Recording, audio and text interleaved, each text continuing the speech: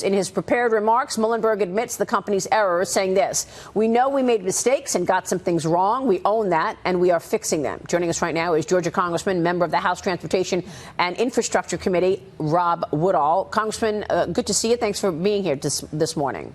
Good morning, Maria. So Dennis Muilenburg is going to testify before your House committee tomorrow. What are you planning to ask him? Tell us where the most important issues are to probe.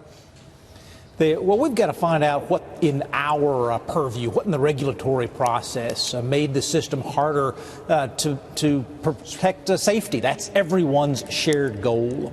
Here we are on the one-year anniversary of the Lion Air crash. We've seen the report come out of Indonesia, and they recognized a number of problems, some in terms of changes made during the approval process, and some in terms of outdated regulations that we can play a role in fixing here on Capitol Hill. Well, what role did the FAA play? I mean, did the FAA was it not aware of the readiness of the jets?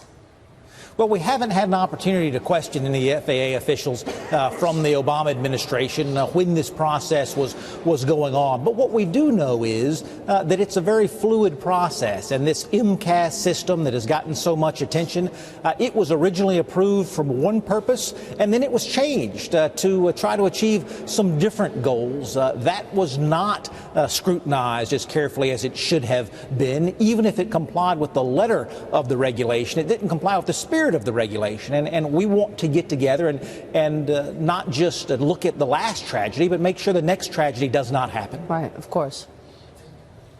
Congressman, how long does this process, help us understand how long this process takes? So obviously this is the one-year anniversary of this tragedy. When do you suspect we're going to have enough information to say, okay, we've gotten to the bottom of this, and 737 MAX is either going to go back up in the air or it's not?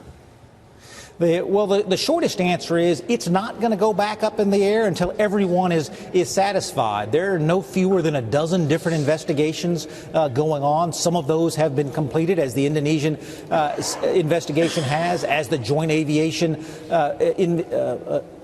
investigation has, but some are still ongoing, as is Ethiopia. And so we want to gather all the facts, and the even greater, again, than looking backwards is looking forwards. Right. We have the best aviation system in the world here in America. We are protecting American citizens here. We don't want to throw the good out as we try to identify the bad. And keep an eye out on Capitol Hill today. You'll see the Senate called not just the Boeing executives, but also the National Transportation Safety Board, also the chairman of the Joint Aviation Review Board. Okay. We only called the Boeing executives here on Capitol Hill, and I don't want a witch hunt. I want a productive investigation that gets us to a conclusion and more safety here in America.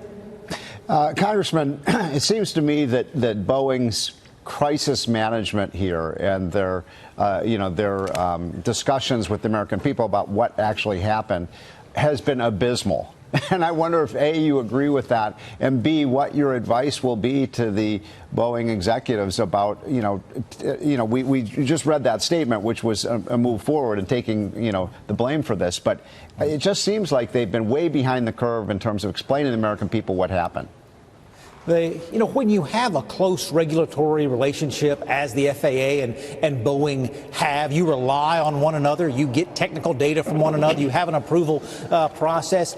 Sometimes I think folks are too slow in accepting responsibility. I think as consumers, what we want are companies that do accept that responsibility. Yeah. There's no bigger loser here than the families of those who perished first, and then Boeing as a company second. So these companies have every incentive to provide 100% safety, and we need to be good partners in doing that.